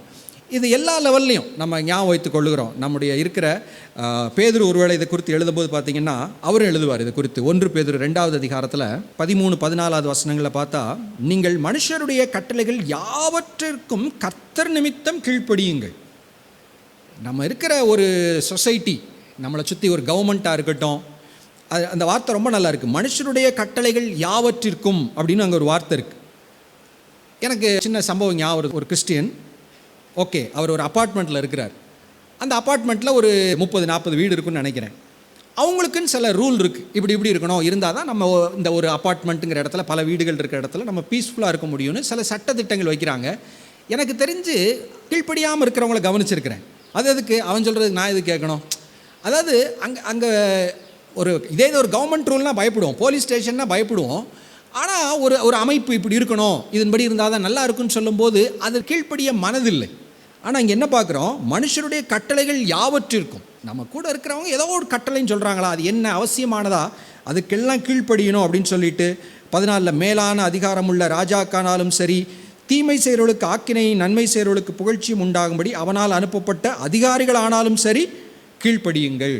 இதில் கவனிக்க வேண்டியது, பேதுரு வாழ்ந்த காலமும் சரி, அப்போஸ்தலனாகிய பவுல் இருந்த அந்த காலங்கள் ரொம்ப நல்ல ராஜாலாம் அன்னைக்கு இல்லை. ஐயோ இந்த ராஜா ரொம்ப நல்லவர், இவர் என்ன சொன்னாலும் நல்லா இருக்கும், நம்ம கீழ்ப்படிவோம் அப்படிங்கிறவங்கலாம் இல்லை. குறிப்பாக ஈவன் யூதர்கள் எப்படி அவங்களுடைய வாழ்க்கை இருக்குது, ஆளுகையே கிடையாது, ரோமர்களுடைய ஆட்சிக்கு கீழே தான் இருக்கிறாங்க. அவங்களுக்கு பிடிக்கல, அந்த ஆட்சியை பிடிக்கலை. ஏசு கிறிஸ்துட்டு அதான் வந்து கேட்குறாங்க, நாங்கள் வரியெல்லாம் கட்டணுமா அப்படின்னு சொல்லி அவரை முடக்கிறதுக்கு சில கேள்விகள்லாம் கேட்டு பார்க்குறாங்க. ஆண்டவர் சொல்கிறார், தேவனுக்கு கொடுக்க வேண்டிய தேவனுக்கு கொடு, ராயனுக்கு கொடுக்க வேண்டியது என்ன செய்ய, ராயனுக்கு கொடுத்துருன்னு சொல்கிறத நம்ம இயேசு கிறிஸ்துடைய வாயிலிருந்து நம்ம கேட்கிறோம். அப்போ நான் சொல்ல வர்றது, நமக்கு மேலே இருக்கிற அரசாங்கம் எனக்கு பிடிக்குதோ இல்லையோ, இந்த அரசாங்கத்தின் கொள்கைகள் எனக்கு பிடிக்கிறதோ இல்லையோ, வசனம் சொல்லுகிறது என்ன, இப்பொழுது இருக்கிற அரசாங்கம் தேவனால் நியமிக்கப்பட்டிருக்கிறது, அவர்கள் வைக்கிற எல்லா நியமங்களுக்கும் கீழ்ப்படிய வேண்டும். அல்லேலூயா. நம்ம இப்படி கிறிஸ்தவங்கள்லாம் இப்படி மாறிட்டா எப்படி இருக்கும் நம்முடைய நாட்டில், நம்முடைய சாட்சியில்? சரி, நம்ம ஜெபிப்போம். அப்படிப்பட்ட ஒரு கீழ்ப்படிதல், கர்த்தரை தேசம் திரும்பி பார்க்கணும். என்னப்பா கிறிஸ்தவங்க இப்படி இருக்காங்க அப்படின்னு சொல்லி நம்ம நாடு திரும்பி பார்க்கும்படி சபைகளும் தேவ பிள்ளைகளும் இருக்க நம்ம ஜெபிக்கணும். ஓகே, அப்படி கீழ்ப்படிதல் அப்படின்னு சொல்லும்போது யோசேப்புடைய வாழ்க்கையை பார்க்குறோம். பெற்றோருக்கு கீழ்ப்படிந்ததாக இருக்கட்டும், கவர்மெண்ட்டுக்கு கீழ்ப்படிஞ்சதாக இருக்கட்டும். இதில் ஒரு சின்ன ஒரு கிளாஸ், ஒரு இக்கன்னா அப்படின்னு சொல்லுவோம்ல, அப்படி ஒன்று இருக்குது. அது என்ன அப்படின்னா, ஒருவேளை பெற்றோருக்கு கீழ்ப்படுகிற குறித்து எழுதப்பட்டிருக்கிற எபேசியர் 6:1 ஒரு வார்த்தை முக்கியமானது, பெற்றோருக்கு கீழ்ப்படியுங்கள்னு சொல்லியிருக்கு. அதில் என்ன ஒன்று இருக்குன்னா, உங்கள் பெற்றாருக்கு கர்த்தருக்குள் கீழ்ப்படியுங்கள் அப்படின்னு ஒரு வார்த்தை இருக்குது. என்ன இல்லை, பெற்றோருக்கு கீழ்ப்படியுங்கள் சொல்ல, பெற்றோருக்கு கர்த்தருக்குள் கீழ்ப்படியுங்கள். இந்த ஒரு வார்த்தை, இப்போ நான் சொன்னேன், கவர்மெண்ட்டாக இருக்கட்டும், குடும்பமாக இருக்கட்டும், மற்றவர்களுக்கு உள்ள கீழ்ப்படிதலாக இருக்கட்டும், எதுக்குனாலும் நான் கீழ்ப்படிய ரெடி. பெரிய ஒரு கலெக்டர் சொன்னால் தான் நான் கேட்பேன் அப்படிலாம் இல்லை. ஒரு சாதாரண ஒரு சின்ன ஒரு நபர் சொல்கிறாரா, ரைட், ஒரு முக்கியமானதான் நான் கேட்பேன். அப்படிப்பட்ட ஒரு தாழ்மை இருக்க வேண்டும். அதே நேரத்தில் நம்முடைய கீழ்ப்படிதல் எப்படி இருக்க வேண்டும்? இந்த வார்த்தை சொல்கிறது என்ன, கர்த்தருக்குள் கீழ்ப்படிய வேண்டும் அப்படின்னு ஒரு வார்த்தை இருக்குது. அப்படின்னா என்ன அர்த்தம்? கர்த்தருக்குள் கீழ்ப்படுகிறதுனா என்ன? ஒருவேளை ஒரு வாலிபன் இப்போ தான் இயேசுவை குறித்து அறிந்து கொள்ளுகிறான், கிறிஸ்தவல்லாத குடும்பம், ஆண்டவர் ஏற்றுக்கொள்ளுகிறான். ஓகே, அப்பா அம்மா வேண்டாங்கிறாங்க, நீ பைபிள் படிக்கக்கூடாது, நீ இயேசுவை பின்பற்றக்கூடாது அப்படின்னு சொல்கிறாங்க. அப்போ அந்த வாலிபன் என்ன செய்யணும்? அப்பா அம்மாவை கனம் பண்ணணும், அவங்கள எதிர்த்து பேசக்கூடாது, மரியாதையாக வச்சுக்கணும், எல்லாம் செய்யணும். ஆனால் கர்த்தரும் அந்த நபரும் என்று வரும்போது அங்கே எது முதலிடம்னு யோசிக்கணும், கர்த்தருக்குள். அப்போ அவருக்கு கீழ்ப்படுகிற அந்த முதல் இடத்திற்கு தடையாய் ஒரு விஷயம் வரும்னு சொன்னால் அங்கே கீழ்ப்படிதல் என்பது அவசியம் இல்லை. நான் சொல்கிறவங்களுக்கு புரியுதா? எல்லாத்துலேயும் கீழ்ப்படியணும், கனம் பண்ணணும். ஆனால் கர்த்தருக்குள் என்கிற இந்த ஒரு வார்த்தையை எல்லா இடத்துலையும் அப்ளை பண்ணணும். அப்பா அம்மாவை கீழ்ப்படியணும். ஒருவேளை ஒரு அப்பா அம்மா பையன்கிட்ட சொல்கிறாங்க, உனக்கு நான் பார்க்க போகிற பொண்ணுக்கு நாங்கள் 200 பவுன் பேச போகிறோம். பையன் யோசிக்கிறான், ஒருவேளை ஐயோ இதெல்லாம் நல்லா இல்லையே, நகை கேட்டு இப்படிலாம் பண்ணுறது அப்படின்னா, அதில் கர்த்தருக்குள்ளே அதுக்கு கீழ்ப்படிய வேண்டியதில்லை. இல்லை, எங்கள் அப்பா அம்மா சொல்லிட்டாங்க, நான் இப்படி டவுரி கேட்டு தான் ஆகணும் அப்படின்னு சொன்னான்னா அது அவன் சுயநலக்காரன்னு அர்த்தம் இல்லை. இந்த அப்பா அம்மா எனக்கு சொல்லக்கூடியது இதில் ஏதாவது கர்த்தருக்கு விரோதமானது இருக்கிறதா அப்படின்னு யோசித்து என்ன செய்யணும்? கீழ்ப்படிய வேண்டியது அவசியமானது. ஒருவேளை யோசேப்புடைய அப்பா அம்மாவுக்கு மரியாளுடைய விஷயம் தெரிஞ்சிருச்சு, யோசேப்புக்கு தெரிஞ்சிருச்சுல, திருமணத்திற்கு முன்பு, கூடி வருவதற்கு முன்பே கர்ப்பவதி ஆகிட்டாலும் தெரிஞ்சு தள்ளிவிட மனதாக இருந்தான், ரகசியமான் இருக்கு. ஒருவேளை அப்பா அம்மாவுக்கு தெரிஞ்சு மகன்கிட்ட சொல்கிறாங்க நீ கல்யாணம் பண்ணக்கூடாது அப்படின்னா என்ன செஞ்சுருந்துருக்கணும்? தேவதூதன் சொன்ன வார்த்தைக்கு தான் கீழ்ப்படியணும், ஒன்றும் செய்ய முடியாது. அதான் இருக்குது, கர்த்தருக்குள் கீழ்ப்படியுங்கள். இது மறுபடியும் கவர்மெண்ட்டாக இருக்கட்டுமே, பேதுரு என்ன சொன்னார்? அதிகாரத்தில் இருக்கிற மனுஷனுடைய எல்லா நியமங்களுக்கும் என்ன செய்யணும்? கீழ்ப்படியணும்னு சொல்கிறாரு. ஆனால் இந்த பேதுரு பார்த்தீங்கன்னா ஒரு இடத்துல உங்களுக்கு கீழ்ப்படிய மாட்டேன்னு சொல்லிடுவார். என்ன சொல்லிடுவார்? அதெல்லாம் கவர்மெண்ட்டுக்கெலாம் கீழ்ப்படிய முடியாது, நீங்கள் அதிகாரிகள் சொல்லிட்டாப்புல, ஸ்டேஷனில் கூப்பிட்டு மிரட்டிட்டாப்புல அப்படின்னு ஒரு இடத்துல சொல்லுவார். அது எங்கே தெரியுமா? அப்போஸ்தலர் 5வது அதிகாரத்தில் தீவிரமாய் அப்போஸ்தலர்கள் சுவிசேஷம் அறிவிக்கிறாங்க. அவங்க அறிவிக்கும் போது எதிர்ப்புகள் வருகிறது. அப்போ இருக்கிற அதிகாரிகள்லாம் அரெஸ்ட் பண்ணிடுறாங்க. பேதுருவையும் அங்கே சீஷர்களை அரெஸ்ட் பண்ணி அங்கே மிரட்டுறதை என்ன செய்கிறோம் நம்ம பார்க்கலாம். 5வது அதிகாரம் பிரதான ஆசாரியர் 27வது வசனத்தில் ஆரம்பித்து 28 எழுதியிருக்கு. பேதுருவை பார்த்து சொல்கிறாங்க, நீங்கள் அந்த நாமத்தை குறித்து, இயேசுவை குறித்து போதகம் பண்ணக்கூடாது என்று நாங்கள் உங்களுக்கு உறுதியாக கட்டளையிடவில்லையா? எவ்வளோ ஸ்ட்ரிக்டாக சொன்னோம். ஓகே, அப்படி இருந்தும் இதோ எருசலேமை உங்கள் போதகத்தினால் நிரப்பி அந்த மனுஷனுடைய இரத்தப்பழியை எங்கள் மேல் சுமத்த வேண்டும் என்று இருக்கிறீர்கள் என்று சொன்னான். இயேசு நாங்கள் தான் கொண்டோன்னு எங்களை ஏதோ கொலகாரம் மாதிரி எங்களை நீங்கள் பேசுகிறீங்களேப்பா. அரசாங்க அதிகாரத்தில் உள்ளவங்க பேசுகிறாங்க. நம்ம இப்போ என்ன முக்கியமான யோசேப்புகிட்ட இருந்து கற்றுக்கொண்டிருக்கிறோம், கவர்மெண்ட் என்ன சொன்னாலும் என்ன செய்யணும்? கீழ்ப்படியணும்னு சொன்னோம். இங்கே கவர்மெண்ட் என்ன சொல்லுது? சுவிசேஷம் அறிவிக்கக்கூடாதுன்னு சொல்கிறவன் அப்படின்னு சொல்லும்போது பேதுரு அதற்கு சொல்லக்கூடிய பதில் 29 அதற்கு பேதுருவும் மற்ற அப்போஸ்தலரும் மனுஷருக்கு கீழ்ப்படுகிறதை பார்க்கிலும் தேவனுக்கு கீழ்ப்படுகிறதே என்னன்னு போட்டிருக்கு? அவசியமாக இருக்கிறது. அப்போ இந்த ஹைரார்கி, இந்த வரிசை ரொம்ப முக்கியம். நம்ம முதல் கீழ்ப்படிதல், முதல் அன்பு யாருக்கு? என்னை உண்டாக்கின தேவன், கர்த்தருக்கு கீழ்ப்படிவது, அதுதான் முக்கியமானது. அவருக்கு கீழ்ப்படுகிறனால என்ன செய்கிறேன்? பைபிள் நான் வாசிக்கிறேன், அப்பா அம்மா கனம் பண்ணணும், ஓகே நான் கீழ்ப்படுகிறேன். அடுத்து என்ன சொல்லியிருக்கு? அரசாங்கத்திற்கு கீழ்ப்படியணும், கீழ்ப்படுகிறேன். அதிகாரமுள்ள மனுஷனுடைய நியமங்கள் எல்லாவற்றுக்கும் கீழ்ப்படியணும். சின்ன சின்ன நீ ஒரு இடத்துல தங்கி இருக்கிறியா, ஒரு சொசைட்டியில் இருக்கிறியா, அங்கே நல்லதுக்காக சில சட்டத்திட்டங்களை வச்சுருக்கிறாங்களா, அதை ஏற்றுக்கொள். ஓகே, இதெல்லாம் ஏன் கீழ்ப்படுகிறேன்? ஆண்டவர் எனக்கு சொல்லியிருக்கிறார், அதனால் இதுக்கெல்லாம் நான் என்ன செய்ய போகிறேன்? கீழ்ப்படிய போகிறேன். ஆனால் ஆண்டவருடைய சித்தத்திற்கு விரோதமாய் ஒன்றை செய்யும்படி பெற்றோரோ சமுதாயமோ அரசாங்கமோ வலியுறுத்தும் போது அங்கே கீழ்ப்படிய வேண்டிய அவசியம் கிடையாது. நமக்கு கொடுக்கப்பட்ட அந்த வார்த்தை என்ன? கர்த்தருக்குள். எப்படி பிள்ளைகளே பெற்றாருக்கு எப்படி கீழ்ப்படியணும்? கர்த்தருக்குள் அப்படின்னு சொல்லப்பட்ட அந்த வார்த்தை எல்லா இடத்துலையும் நம்ம அப்ளை பண்ணும்போது அதுதான் அங்கே ஃபைனல் ரிசல்ட். அப்போ ஒருவேளை இப்போ நம்ம இருக்கிற நாடு இனி எப்படிலாம் மாறப்போகுதுன்னு தெரியாது. ஒருவேளை இன்னும் சுவிசேஷம் அறிவிக்கக்கூடாது அப்படி இப்படி சட்டங்கள்லாம் வந்தால் நம்ம கீழ்ப்படிய போகிறதில்ல, அவ்வளோதான். என்ன செய்வாங்க? ஜெயிலில் போடுவாங்க. இதெல்லாம் ஆண்டவர் அப்படித்தான் சொல்லிட்டார்ல. உங்களை என்ன செய்வாங்க? அரெஸ்ட் பண்ணுவாங்க, சிறைச்சாலையில் போடுவாங்க. அதெல்லாம் சாட்சி சொல்வதற்கு ஏதுவாக இருக்குங்கிறார். அது ஒரு ஊழிய வாய்ப்பாக இருக்கும் என்று சொல்லி அதெல்லாம் நார்மல் அப்படின்னு ஆண்டவர் சொல்லுகிறார். அப்போ எந்த இடத்துல கீழ்ப்படிய வேண்டும், சுவிசேஷம் என்கிற ஒரு இடத்துல அது தேவை இல்லை என்கிற இந்த ஒரு சமநிலையெல்லாம் நம்முடைய வாழ்க்கையிலே நம்முடைய மனதிலே கொள்ள வேண்டும். இதில் யோசேப்புடைய கீழ்ப்படிதலில் இன்னொன்று கவனிக்க வேண்டியது என்ன அப்படின்னா, பைபிளில் சொல்லி பொதுவான ஒரு ஆலோசனை என்னென்னா, ஆலோசனைகளினால் காரியம் உறுதிப்படும் அப்படிலாம் இருக்கும். ஆலோசனைக்காரர் அநேகராக இருந்தால் சில விஷயங்கள் ஆலோசனை பண்ணி 4 பேர்கிட்ட பேசி ஒரு ஒப்பீனியன் கேட்டு அது எப்பயுமே நல்லது லைஃப்பில். ஆனால் சில விஷயங்கள், இப்போ ஒரு கன்னிகை கர்ப்பவதியாக இருக்கிறாள், இதை யார்கிட்ட போய் நான் ஆலோசனை கேட்க முடியும்? யோசேப்பு ஃப்ரெண்ட்ஸ்கிட்ட கேட்டால் ஏதாவது ஆலோசனை சொல்லுவாங்களா? என்னம்மாப்பா கல்யாணத்துக்கு முன்னாடியே ஒய்ஃப் மாசம் ஆயிட்டா? நண்பர்கள் என்ன ஆலோசனை சொல்ல முடியும்? பெற்றோர் என்ன ஆலோசனை சொல்ல முடியும்? அன்னைக்கு இருந்த ஒருவேளை ரபிகள், சபை போதகர் மாதிரி இருக்கிறவங்க, அவங்க என்ன ஆலோசனை சொல்ல முடியும்? சொல்ல முடியாது. சில விஷயங்கள் கர்த்தரிடத்திலிருந்து வருகக்கூடிய கட்டளைகள், அது தெளிவாய் அதில் குழப்பமில்லாமல் தேவனிடத்திலிருந்து வரக்கூடிய கட்டளை என்று தெரிந்த பின்பு அந்த கீழ்ப்படிதல் எப்படி இருக்கணும் அப்படின்னு சொன்னால், அப்போஸ்தலனாகிய பவுல் அவர் ரட்சிக்கப்படுகிறார். ரட்சிக்கப்பட்டு ஊழியம் செய்யக்கூடிய ஆரம்ப காலங்களிலே ஒன்று எழுதுகிறார். கலாத்தியர் 1வது அதிகாரத்தில் 14 சொல்லும்போது, பக்தி வைராக்கியமாக என்னுடைய மார்க்கத்தின்படி நான் பக்தி வைராக்கியம் உள்ளவனாக இருந்தேன். 15 அப்படி இருந்தும் தாயின் வயிற்றில் என்னை பிரித்தெடுத்த தேவன் என்னை அழைத்தார் அப்படின்லாம் சொல்லிட்டு 16 கவனிங்க, தம்முடைய குமாரனை நான் புறஜாதி இடத்தில் சுவிசேஷமாய் அறிவிக்கும் பொருட்டாக அவரை எனக்குள் வெளிப்படுத்த பிரியமாய் இருந்தபோது உடனே நான் மாம்சத்தோடும் இரத்தத்தோடும் யோசனை பண்ணாமலும். யார் கூட ஆலோசனை பண்ணலங்கிறாரு?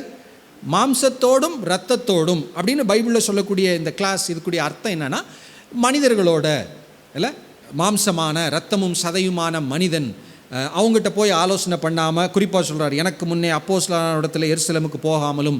ஓகே, இதில் சொல்ல வர்றது பவுலை போலவே நம்ம நேரடியாக ஆண்டவர்கிட்ட தான் எல்லாம் கேட்கணும் அப்படிங்கிற ஒரு இதை நான் சொல்ல வரல. அவருக்கு கொடுக்கப்பட்ட ஒரு முக்கியமான அழைப்பு, 13வது அப்போஸ்தலனாய் அழைக்கப்படுகிறார். இவர் மேலே சபை கட்டப்பட போகிறது. ஆண்டவர் இவரை பிரித்தெடுத்து நீ தனியாக வா அப்படின்னு கூப்பிட்டு போகிறார். நிறைய காரியங்களை வெளிப்படுத்துகிறார். 2 கொரிந்தியரில் சொல்லும்போது 3வது வானத்துக்கு எடுத்துக்கொள்ளப்பட்ட அனுபவத்தை எல்லாம் சொல்லுகிறார். அப்படி ஆண்டவர் பல வகைகளிலே தம்முடைய ராஜ்யத்தை குறித்து தம்முடைய வார்த்தைகளை பவுலுக்கு கற்றுக் கொடுக்கிறார். அதில் அவர் எடுத்த முக்கியமான டிசிஷன் என்ன? நான் மாம்சத்தோடும் இரத்தத்தோடும் யோசனை பண்ணாமலும். ஒருவேளை இவர் யோசனை பண்ணியிருந்தால் என்ன ஆயிருக்கும்? ஆரம்பத்திலே ஒரு குழப்பம் வந்திருக்கும். விருத்த சேதனை, ஆமாம் எல்லாரும் சொல்கிறாங்க பண்ணணும்னு, பண்ணட்டும் அப்படின்னு கூட விட்டுருப்பார். இவர் ஆண்டவரிடத்திலே தனிப்பட்ட ஒரு தொடர்போடு தெளிவான அவருடைய வார்த்தையை பெற்றதுனால அன்றைக்கு இருந்த யூத மார்க்கத்திலேருந்து நிறைய பேர் மனம் திரும்பி வர்றாங்க. ஆனால் திடீர்னு அவங்களுக்குள்ள ஒரு குழப்பம், விருத்த சேதனங்கிறது ஒன்று பண்ணணும், பைபிளில் எழுதியிருக்கல அப்படின்னு பேச ஆரம்பிச்சிட்டாங்க. பவுலுக்கு இருந்த தெளிவு இல்லை, அது தேவையில்லை என்பதை ஆணித்தரமாய் அங்கே அந்த சபையிலே அவர் சொல்லுகிறார். அடுத்து அங்கே அந்த எல்லாரும் அதற்கு மூத்த அப்போஸ்தலர் அந்த நாட்களில் இருந்தவங்கெல்லாம் கூடுறாங்க, ஆலோசனை பண்ணி மறுபடியும் பவுல் சொன்ன அந்த ஒரு காரியத்திற்கு எல்லாரும் உடன்படுறாங்க. ஏன்னா அது தேவனிடத்திலிருந்து வந்தது. பவுல் என்ன செய்யலை, தான் எழுதிய சத்தியங்கள் மாம்சத்தோடும் இரத்தத்தோடும் ஆலோசனை பண்ணி வந்தது அல்ல. அப்போ நான் சொல்ல வர்றது என்ன, மிக முக்கியமான ஆவிக்குரிய விஷயங்கள் என்று வரும்போது ஒருவேளை மற்றவர்கள் புரிந்து கொள்ள முடியாத சில ஆவிக்குரிய விஷயங்கள் டிசிஷன் எடுக்கணும் அப்படின்னு வரும்போது இந்த ஒரு நம்முடைய எப்படி அதை ஆலோசனை பண்ண வேண்டும், எப்படி முடிவு எடுக்க வேண்டும். குறிப்பாக இன்றைக்கி பார்க்கக்கூடிய செய்தியினுடைய சிம்பிள் தலைப்பு என்ன? தேவனுக்கு கீழ்ப்படிதல் அல்ல, அதுவும் கீழ்ப்படிதல்னா எப்படி? அந்த வார்த்தையை மறுபடியும் கவனிக்கணும். மத்தேயு 1 கடைசியில் நம்ம பார்க்கும்போது 24 யோசேப்பு நித்திரை தெளிந்து எழுந்து கர்த்தருடைய தூதன் தனக்கு கட்டளையிட்டபடியே, அவ்வளோதான். அந்த வார்த்தை முக்கியமானது, எழுந்து. அதாவது எந்திரிச்ச உடனே கீழ்ப்படுத்திட்டார். எந்திரிச்சு அநேகமாக என்ன செஞ்சிருப்பார்? பல் தேய்ச்சி குளிச்சுட்டு டக்குன்னு சொன்னதை செஞ்சிட்டார். Immediate obedience. ஒருத்தர் எழுதுகிறார், delayed obedience is equal to டிஸ்ஒபீடியன்ஸ்னு ஒருத்தர் எழுதுகிறார். தாமதமான கீழ்ப்படிதல் அநேக நேரங்களிலே கீழ்ப்படியாமையை போல தான் இருக்கிறது அப்படின்னு சொல்லுகிறார். நம்முடைய வாழ்க்கையில் எந்த சூழ்நிலையில் நம்ம என்ன செய்யணும், அந்த தேவன் எதிர்பார்க்கிற காலங்களிலே உடனடியாக அவர் சொல்லுகிற காலங்களிலே கீழ்ப்படிய வேண்டியது என்பது முக்கியமானது.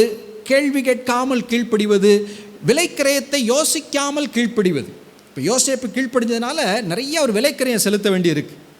ஒருவேளை அங்கே நம்ம பார்த்த அடுத்த வசனத்தில் எழுதியிருக்கு 25, தன் முதற்பேரான குமாரனை பெருமளவும் அவளை அறியாதிருந்து, அப்படி ஒரு தியாகத்தில் தான் அங்கே இயேசு கிறிஸ்துவை அங்கே அவர் உலகத்திற்கு கொண்டு வர வேண்டியதாக இருந்தது. அடுத்து நம்ம 2வது அதிகாரம் லூக்காவில் பார்த்தோம், அங்கே எவ்வளோ தூரம் பிரயாணம் பண்ணி மனைவியை கூட்டு கொண்டு போக வேண்டி இருக்கிறது. மத்தேயு 2 அடுத்து பார்த்தோன்னு சொன்னால் ஏரோதுக்கு பயந்து எகிப்துக்கு மனைவியும் பிள்ளையும் தூக்கி கொண்டு ஓட வேண்டிய நிலை. இதெல்லாம் அந்த கீழ்ப்படிதலினால் வரக்கூடிய பிரச்சனைகள், அப்படி தான் சொல்லணும். கீழ்ப்படியாமல் இருந்தால் அந்த பிரச்சனைகள்லாம் வந்திருக்காது. மரியாதை கட்டிக்கிட்டு எகிப்துக்கு சொந்த தொழிலெல்லாம் விட்டுட்டு இன்னொரு நாட்டுக்கு ஓடி போய் கொஞ்ச காலங்கள் இருக்கிற இந்த பிரச்சனைகள்லாம் ஒருவேளை ஆண்டவருக்கு கீழ்ப்படியாமல் இருந்தால் வந்திருக்காது. ஆனால் யோசேப்பை பற்றி இன்றைக்கி நம்ம படிச்சிருக்க மாட்டோம், அவ்வளோதான். அவர் இன்றைக்கி யாரோ இருந்தாலும் செத்து போயிருப்பார். ஆனால் இன்றைக்கி நம்ம படிக்கிறோம். ஏன்? பரவாயில்ல, என்ன பிரச்சனை வந்தாலும் சரி, நான் ஆண்டவருடைய வார்த்தைக்கு கீழ்ப்படிவேன், அதுதான் நலம் என்று சொல்லி வாழ்ந்த ஒரு தேவ மனிதன். ஒருவேளை இந்த யோசேப்பை இயேசு கிறிஸ்துவை வளர்க்கிற ஒரு தகப்பனாராக பிதாவாகிய தேவன் தெரிந்து கொண்டதற்கு ஒரு முக்கிய காரணம், அவர்கிட்ட என்ன பெரிய திறமைகள் தாளந்து இருந்துச்சுலாம் தெரியல. நமக்கு தெரிஞ்சு தச்சனின் மகன் அல்லவா, சன் ஆஃப் கார்பெண்டர். அவர் ஒரு மர வேலை பார்த்துருக்கிறார் யோசேப்பு, நமக்கு தெரிஞ்சது அவ்வளோதான். அது ஒன்றும் பெருசாக சொல்ல வேண்டிய ஒரு ஸ்கில்லா அப்படிலாம் நமக்கு தெரியாது. அவர் வேறு என்ன சாதிச்சார் அதெல்லாம் அவரை பற்றி அடுத்தலாம் ரொம்ப எழுதலை. ஆனால் ஒன்றே ஒன்று, தேவன் சொன்ன வார்த்தைக்கு அப்படியே உடனடியாய் கீழ்ப்படியக்கூடிய ஒரு இருதயம் உலகத்திற்கு ஒரு பெரிய ஒரு ஆசீர்வாதமாகிய இயேசுவை கொண்டு வருவதற்கு ஒரு மகிமையான பாத்திரமாய் யோசேப்பு பயன்படுத்தப்படுகிறார். அல்லேலூயா. நம் கண்களை மூடி ஆண்டவருடைய சமூகத்தில் நம்மை அர்ப்பணிப்போம். கர்த்தாவே சொல்லும் அடியேன் கேட்கிறேன் என்கிற ஆண்டவரை கீழ்ப்படிதலுள்ள இருதயம் உமக்கு பிரியமானது என்று சொல்லி நாங்கள் வசனத்திலே பார்க்கிறோம்.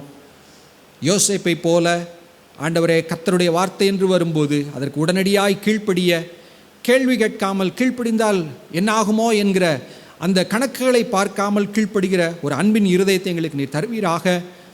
எப்படி யோசேப்பு தேவனுடைய ராஜ்யம் இந்த உலகத்திற்கு வருவதற்கு மகிமையான ஒரு பாத்திரமாய் பயன்படுத்தப்பட்டாரோ, நாங்களும் அப்படி பயன்படுத்தப்பட ஆண்டவரே உங்களுடைய சமூகத்திலே கீழ்ப்படிய எங்களை அர்ப்பணிக்கிறோம்.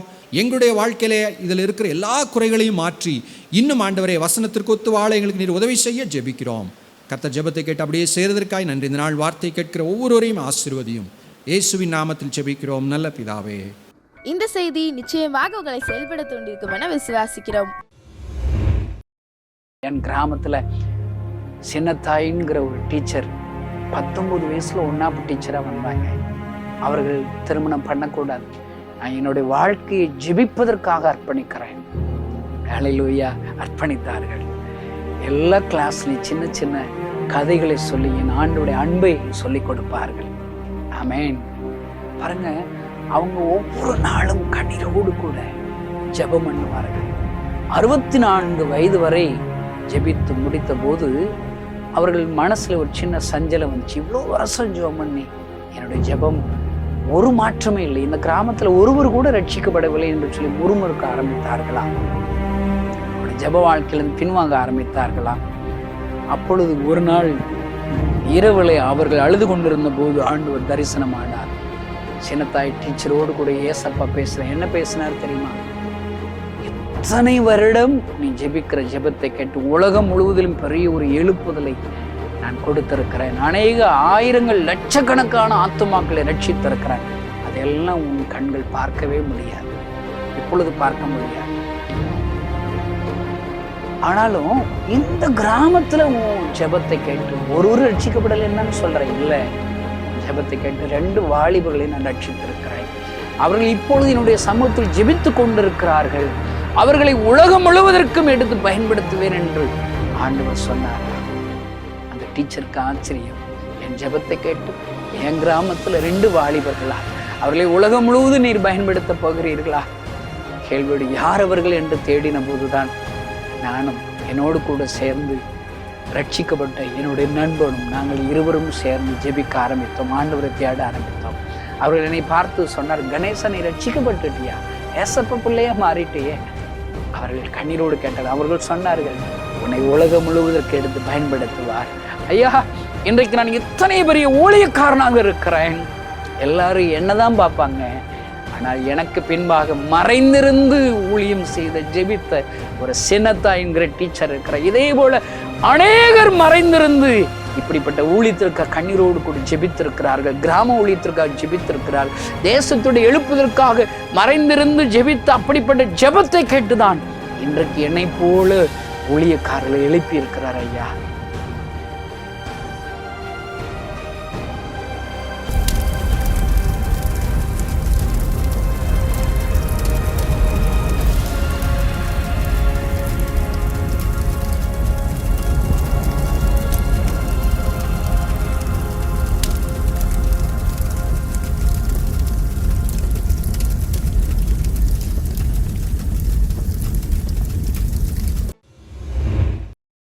ஏதோ மெதுவா சொல்றா, மேல போறாங்க, சுத்தி வராங்க.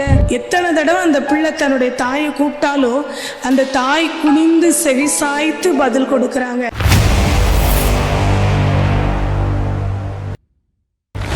ஒரு அம்மா தன்னுடைய பிள்ளைய 4 வயது பிள்ளைய கூட்டிட்டு ஒரு பிக் பஜார் போனாங்க. அங்கே போய் அந்த பிள்ளைக்கு தேவையானதெல்லாம் வாங்கி கொடுத்துட்டு வீட்டுக்கு தேவையானதும் வாங்கிட்டு வருவோம் அப்படின்னு சொல்லி போகிறாங்க. போகும்போதுலே போய்கிட்டு இருக்கிற கடையில் போயாச்சு. கபோர்டாக பார்க்குறா அந்த பாப்பா. பார்த்து அதில் உள்ள பொருளெல்லாம் கையை நீட்டி காமிக்கிறா. அவங்களுக்கு என்னெல்லாம் தேவையோ அதெல்லாம் வாங்குறாங்க. அப்படி போய்கிட்டே இருக்கும்போதில் நிறைய நேரம் அவங்க அம்மாவை கூப்பிட்டு ஏதோ மெதுவாக சொல்கிறா. அவங்க அம்மா நல்லா ஹைட்டாக இருக்காங்க. அந்த பிள்ளை 4 வயசு பிள்ளைங்கிறனால அவங்க முழங்கால் அளவு தான் இருக்கிறா. ஆனாலும் ஒவ்வொரு தடவையும் அந்த பிள்ளை கூப்பிடும் பொழுதெல்லாம் அவங்க அம்மா குனிஞ்சி அவள் சொல்கிறத கவனமாக கேட்டு அதுக்கு ஒவ்வொரு தடவையும் ரிப்ளை பண்ணிக்கிட்டே வராங்க. இப்படி மேலே இறங்குறாங்க, மேலே போகிறாங்க, சுற்றி வராங்க, ஒவ்வொரு இதாக பார்த்துட்டே வராங்க. எத்தனையோ முறை அந்த பிள்ளை கூப்பிட்டாலும் ஒவ்வொரு தடவையும் அவங்க அந்த பிள்ளை கூப்பிடும் பொழுதெல்லாம் அந்த தாய் அந்த பிள்ளையுடைய கூப்பிடுதலுக்கு பதில் கொடுக்குறவங்களா, செவி சாய்க்கிறவங்களா இருந்தாங்க. இதை அந்த கடையில் இருக்கிறவங்க அநேகர் பார்த்து ஆச்சரியமாக பார்த்தாங்க.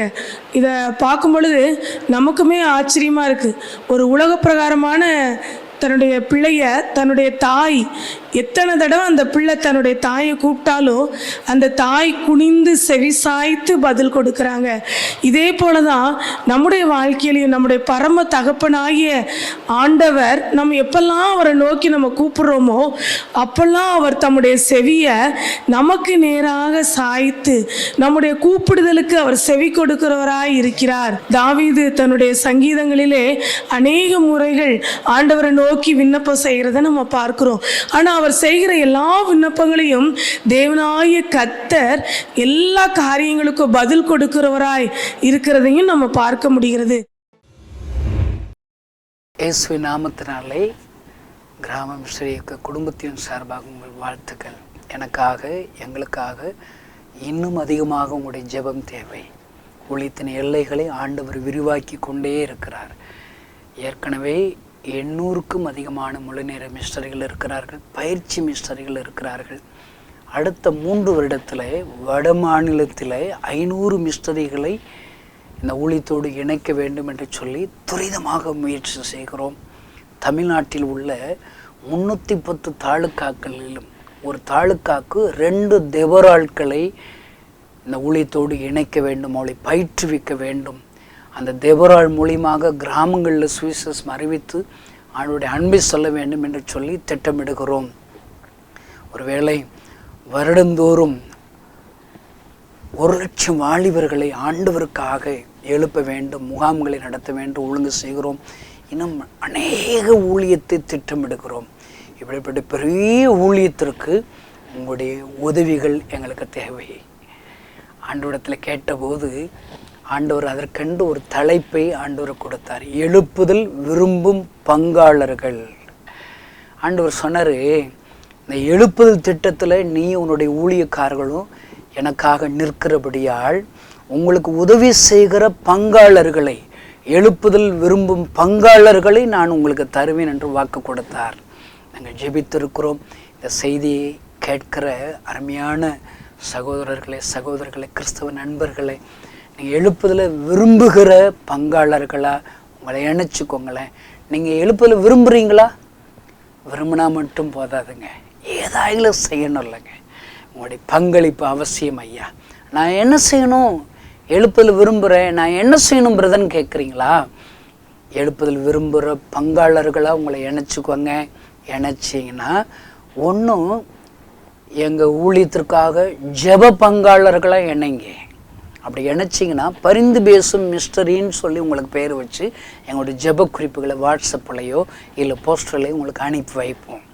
இரண்டாவது, மாதத்தில் ஒரு 2 நாள் எங்களோடு கூட தங்கியிருந்து நீங்கள் ஊழியம் செய்யலாம். மாதந்தோறும் 4வது வாரங்களில் ஏதாவது ஒரு மாவட்டத்தை தத்தெடுத்து எல்லா மிஸ்டரிகளும் அங்கு தங்கியிருந்து ஒரு 1000 கிராமங்களில் சுவிசேஷம் அறிவிக்கணும்னு சொல்லி ஒரு திட்டம் கொடுத்துருக்கிறார்.